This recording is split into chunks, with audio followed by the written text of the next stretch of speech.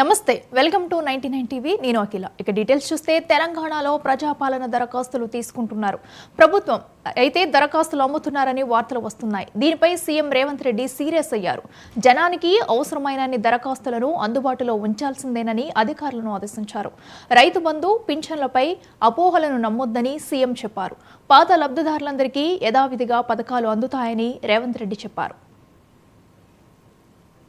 గతంలో లబ్ధి పొందని వారు కొత్తగా లబ్ధి పొందాలనుకునేవారు దరఖాస్తు చేసుకోవాలని సీఎం అన్నారు ఈ విషయంలో ప్రజలు ఎలాంటి గందరగోళానికి గురికావద్దని తెలిపారు ప్రజాపాలన దరఖాస్తులు సరళి క్షేత్రస్థాయిలో పరిస్థితులపై ప్రభుత్వ ప్రధాన కార్యదర్శి సీఎం ప్రిన్సిపల్ సెక్రటరీతో ముఖ్యమంత్రి రేవంత్ రెడ్డి సమీక్ష నిర్వహించారు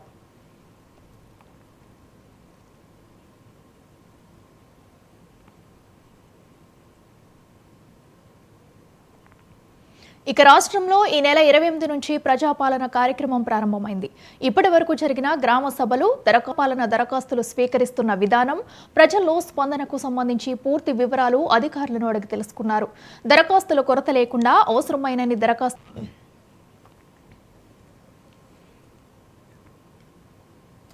భద్ర అన్నారు గత ప్రభుత్వ అంకెలు సంఖ్యలు ఒక్కొక్కటి తెలుస్తుంటే ఆందోళనకరంగా ఉందని బట్టి చెప్పారు ఈ లెక్కలన్నీ ప్రజలకు తెలియాల్సి ఉందన్నారు బట్టి డిస్కంలో గత 10 ఏళ్లలో కోట్లు అప్పులు చేశారన్నారు ప్రభుత్వం నుంచి డిస్కంలకు 25,000 కోట్లు బకాయిలు ఉన్నాయన్నారు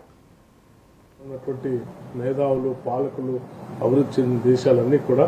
సూపర్ క్రిటికల్ టెక్నాలజీలో పోవాలని చెప్పి స్పష్టమైనటువంటి మార్గాలు నిర్దేశించినప్పటికీ అలాగే భారతదేశంలో కూడా 2017 కల్లా గతంలో పెట్టినవి ఉంటే కూడా వాటిని కూడా తొలగించుకొని అప్డేట్ చేసుకోవాలని చెప్పి ఆనాటి యూపీఏ ప్రభుత్వం 2017 కల్లా చేస్తామని చెప్పి ప్రకటించినప్పటికి కూడా కొత్తగా పెట్టే దాంట్లో కూడా సబ్ క్రిటికల్ టెక్నాలజీ పెట్టి వాళ్ళకి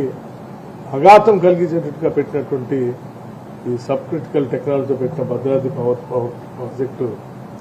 డెఫినెట్గా ఇది భారంగా మారిందని చెప్పడంలో నాకేం అభ్యంతరం లేదు రా మెటీరియల్ కాస్ట్ ప్రొడక్షన్ పెరుగుతా ఉంది పర్యావరణానికి ఇబ్బంది పడతా ఉన్నాం 30 ఏళ్ళు ఈ బాధని భరించాల్సి ఉంటుంది ఈ లైఫ్ 30 ఏళ్ళు అంటే ప్రతిరోజు ప్రతి నెల ప్రతి సంవత్సరం దీని మీద పడేటువంటి ఖర్చు అదంతా కూడా రాష్ట్ర ప్రజలు మోయాల్సిన పరిస్థితి వస్తుంది ఇటువంటి క్లిష్టమైనటువంటి పరిస్థితులను కూడా అధిగమించడం కోసం ఇక్కడ పనిచేసేటువంటి సీనియర్ సిబ్బంది కానీ లేకపోతే వీళ్ళ సూచనలు ఇచ్చేటువంటి ప్రభుత్వ సిబ్బంది కానీ